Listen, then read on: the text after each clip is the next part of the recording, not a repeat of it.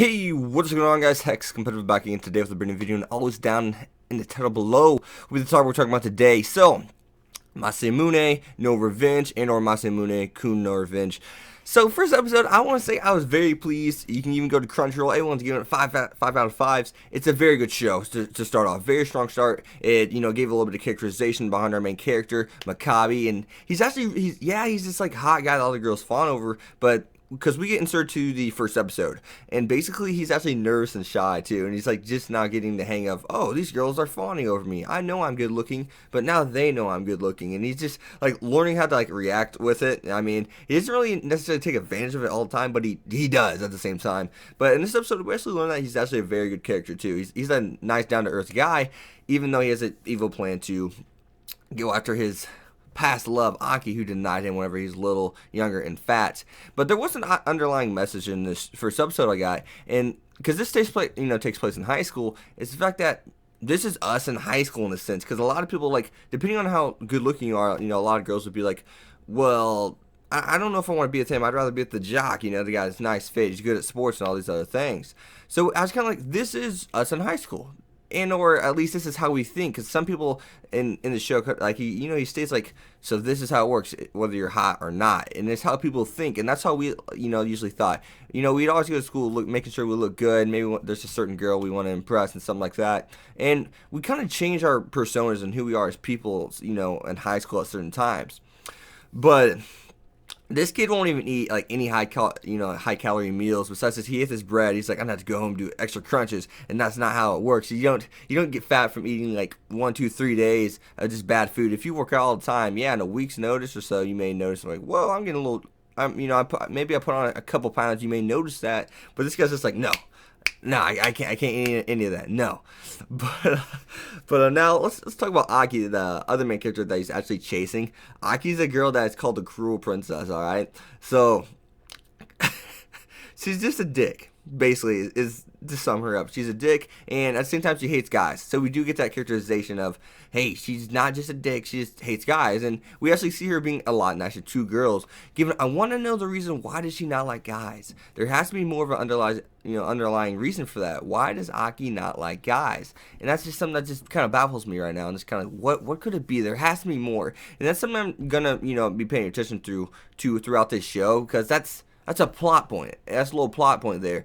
Why does she not like guys? There has to be a reason, and Silverlink's gonna have to explain that. And yeah, by the way, this is done by Silverlink, which is actually very, very surprising. Like Silverlink, going in, I knew it was Silverlink, but just looking at it, the coloring, I guess you could say, kind of looks like Silverlink. It's brighter. I mean, it's so hard to decipher, but at the same time, it doesn't have this, any similarities to show like Strike the Blood and stuff like that. It seems as if it's its own like Silverlink kind of show.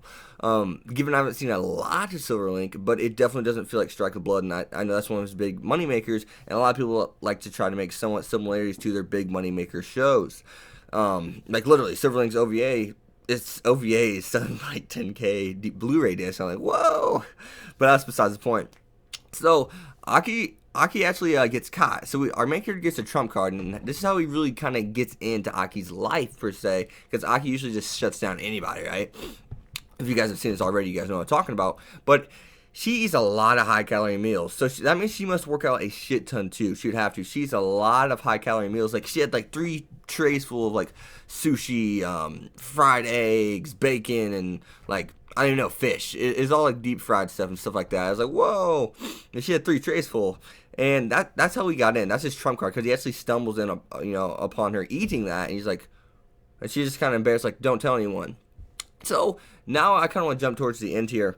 So there's this character that confessed to Aki, and she shut him down. Obviously, she's a cruel princess. She's the big shot in the school, and that's one thing you guys do need to know. She is the big shot in the school, and only like really the girls like her because they think that her being blunt is kind of cool. But the guys, they fall in love with her because she's beautiful, but like at the same time, it's just kind of like, she is a dick. And everyone just kind of stares whenever a guy confesses to her. Like, literally, she got on a mic and just belittled this person. And I'm pretty sure he was a gender swap. At least he's reading on it. So, yeah. In other news, but actually, where was I again? Now, I'm going to lose my place here in a few seconds. But, we're gonna jump to the end here, and basically we have this chubbier kid who confessed his love, and I think she named him like Pudding Prince, because he's chubby, and he actually like tried to cut her hair with the scissors, and Makabe, our main character, our main male character, actually ended up stopping him. And yes, one is for him to get closer to Aki, and he makes a little, little kind of little saying like, "Hey, smile, girls, cute girls shouldn't be caught not smiling. They look cuter that way."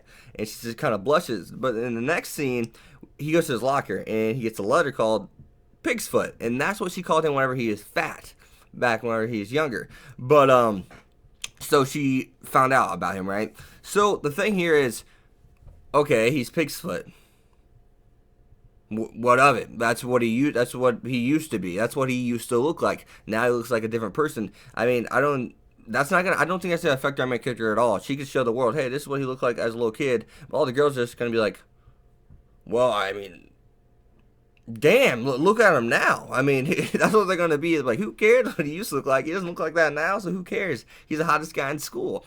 So even our one of our other characters that look like they're gonna be part of the main cast per se is Fatubi or Fatubu. I can't remember how you pronounce it. Fatubu, I think it is. Fatube. I don't know. We'll go with Fatubu. But she's the class representative of his class, so she's even falling for him in a sense. Like, she's not like draping all over him, and I like that. And that's how you can kind of distinguish she's one of the main characters, because she's not draping and just totally fawning over him. Yeah, she blushes whenever he like makes like a flirtatious kind of move and stuff like that. You can definitely tell she likes him. She didn't come out and say, "Hey, you're so hot," yada yada yada. But he actually hangs out with this other, I think that's a male character he actually hangs out with too. I'm not sure if one of his buddies is male and or female, and he's like low end of the school. They call him bottom something, I can't remember. But since he hangs out with him and or her, given she looks like a girl, but I think it may be a guy, I'm not really sure yet. But given that they hang out, I guess she's not really a bottom feeder anymore, because she's hanging out with the hottest guy at school. But yeah, that's my little first impression on Masamune No Revenge, and I think I covered all the bases that you guys really need to know. It is fun to watch. I loved it. 5 out of 5 for this episode. I mean, actually gave us a little bit more characterization for our main character, which was surprising, seeing that it's not just about him being made fun of, it's him thinking he was weak and powerless in the past, and that's something that's huge. I mean, that's a little extra to what we thought, because we would just be like, okay, she made fun of him because he's fat. That's why he wants to make gets his revenge. But that's not it. That's not the case. That is not the case, right? It's the powerless and naive kind of thing too. And at the same time, we get a little bit of characterization about Aki, given that she likes to eat high calorie meals.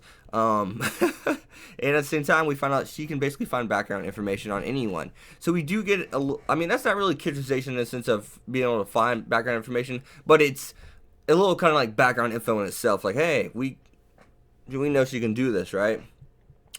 But yeah. And we got a little background information about how she just hates guys in general. That's a huge thing, because we could have just been led that she's just a dick and just thinks she's better than everyone, which she does. But at the same time, we could have been in a position where we didn't know that she hated guys. We just thought she was mean to guys just to make fun of them. But now we know there's actually something there that is, that's why she hates guys. But yeah, that's my review, guys. Hope I explained that everything perfect, and my first impression of Masamune-kun No Revenge, and or just Masamune No Revenge. Recommendation: watch it. Watch it. It's gonna be good. I can tell. I'm loving it already. Once again, it's already gave us a little bit of background information. It's already given us some characterization in this first episode, some extra characterization, more than what we're most definitely used to getting in shows, I would say, honestly. I mean, given it's not even like a whole lot, but it's like, okay, wow, I know this character's tendencies now, per se, right? Already. And yeah, so yeah, I mean, I think it did a great job this first episode. And as always, guys, you've been Hex. Be sure to leave a like, comment, subscribe. Follow me on Twitter, Hex25, and be sure to check out my Patreon and my other links down in the description below. And as always, I'll see you guys next time. Peace. Thanks for watching, guys.